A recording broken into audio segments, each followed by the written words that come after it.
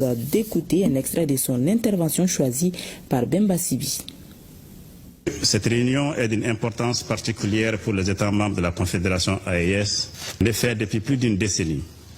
L'Afrique de l'Ouest en général et le Sahel en particulier sont confrontés à un terrorisme imposé et soutenu par des sponsors étatiques étrangers.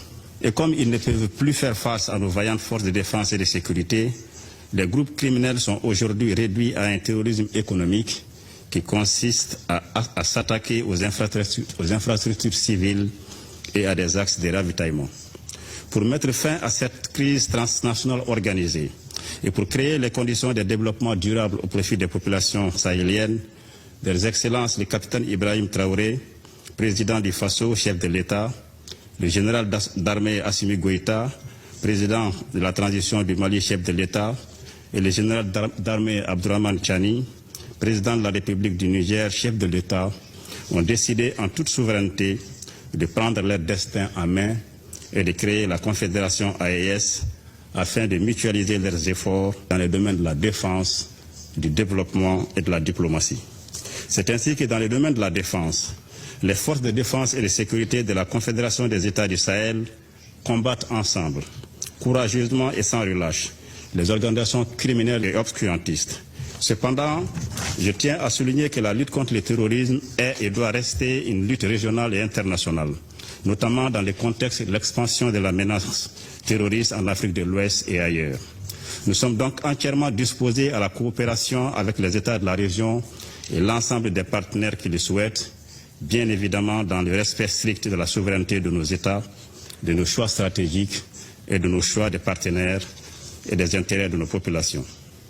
Ainsi, concernant les initiatives régionales de coordination de lutte contre le terrorisme, il est essentiel de reconstruire la confiance entre les parties prenantes de la région en Afrique de l'Ouest. Il est notamment primordial que les États de la région Afrique de l'Ouest aient une compréhension commune de la menace terroriste et des réponses partagées à y apporter.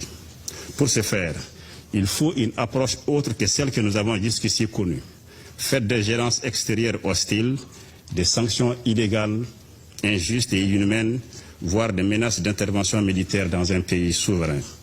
La nouvelle approche doit privilégier une approche constructive entre les acteurs régionaux concernés.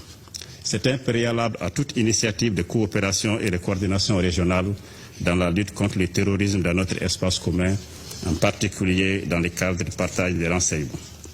S'agissant de la coopération internationale dans la lutte contre le terrorisme, il y a lieu de souligner le rôle essentiel attendu du Conseil de sécurité, du secrétaire général et des autres mécanismes dédiés des Nations Unies. À ce niveau également, l'approche doit être revue et adaptée.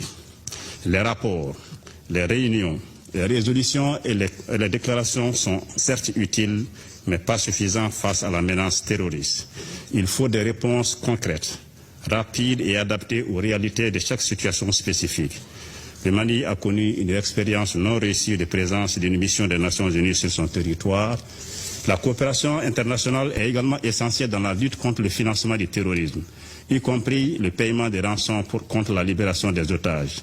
Elle est également nécessaire à la mobilisation des ressources pour venir en aide aux populations victimes du terrorisme, notamment les réfugiés et les déplacés internes. Je ne saurais terminer sans dénoncer avec force le terrorisme médiatique quotidien dont nos populations et nos pays sont victimes de la part d'une certaine presse militante, revancharde et nostalgique d'une hégémonie géopolitique.